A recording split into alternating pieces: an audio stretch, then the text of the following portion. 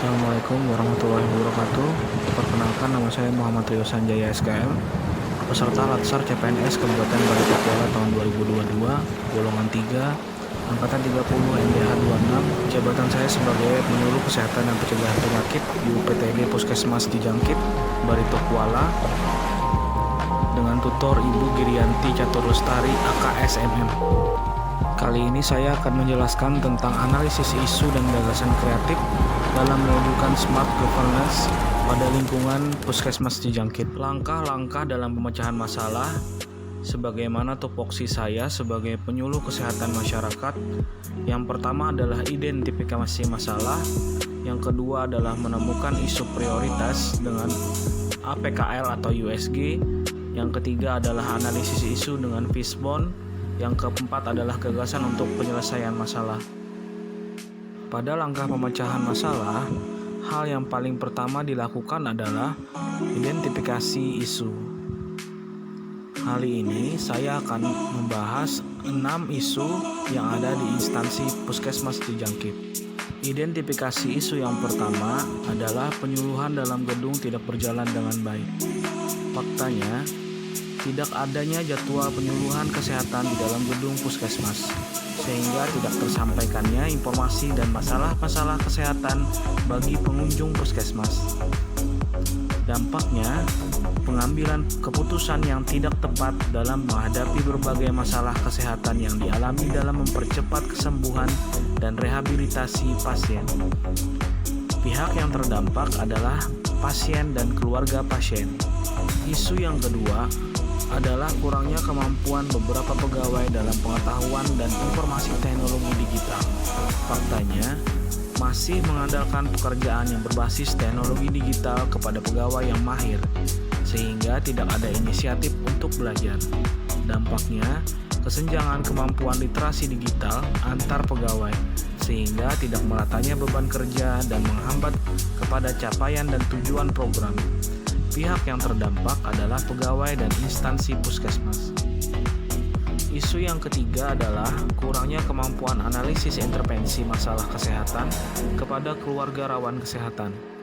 Faktanya di lapangan, tidak berjalannya pemberdayaan individu atau keluarga yang memerlukan pembinaan lebih lanjut mendapat kunjungan rumah.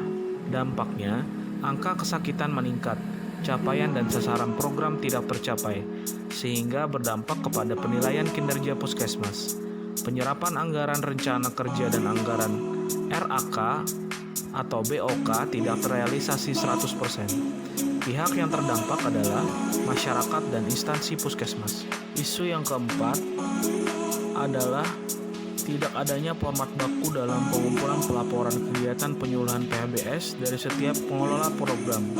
Faktanya di lapangan, pengiriman laporan tidak satu persepsi atau berbeda-beda, sehingga ada beberapa poin laporan yang kurang atau tidak terpakai.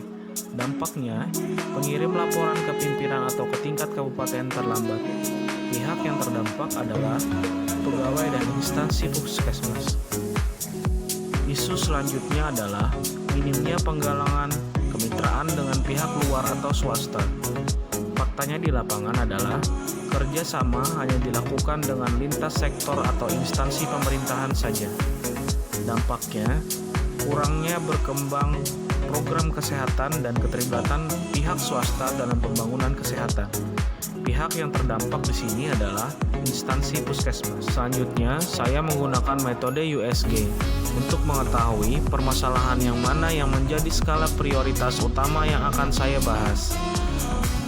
Bisa dilihat di layar, angka tertinggi ada pada isu kurangnya kemampuan analisis intervensi masalah kesehatan kepada keluarga rawan kesehatan. Untuk penentuan penyebab per isu, saya menggunakan metode fishbone. Dari isu kurangnya kemampuan analisis intervensi masalah kesehatan kepada keluarga rawan kesehatan, ditemukan 4 masalah utama. Yang pertama dari yaitu tidak ada inisiatif untuk belajar analisis.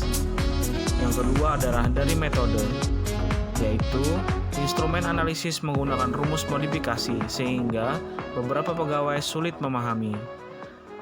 Selanjutnya adalah material, yaitu Data kurang valid karena tidak dilakukan updating data keluarga rawan kesehatan secara berkala. Yang keempat yaitu environment.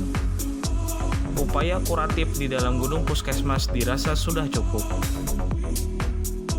Tahapan yang terakhir adalah gagasan yang dapat diusulkan. Saya memiliki 5 gagasan penting yang dapat saya sampaikan. Yang pertama adalah optimalisasi konseling dalam gedung puskesmas sebagai alternatif jika tidak memungkinkan kunjungan rumah.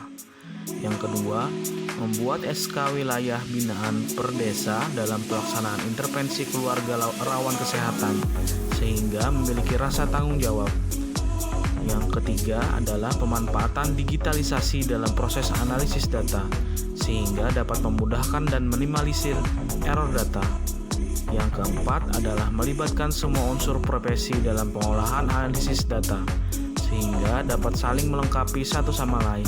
Yang kelima adalah pelatihan analisis data secara berkala di puskesmas.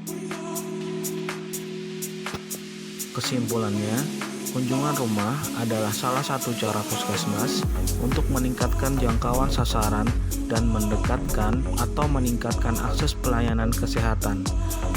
Kunjungan rumah keluarga rawan kesehatan memberikan perubahan pada indeks keluarga sehat dan tingkat kemandirian keluarga, sehingga kedepannya diharapkan kegiatan kunjungan rumah menjadi kegiatan prioritas puskesmas untuk meningkatkan status kesehatan masyarakat.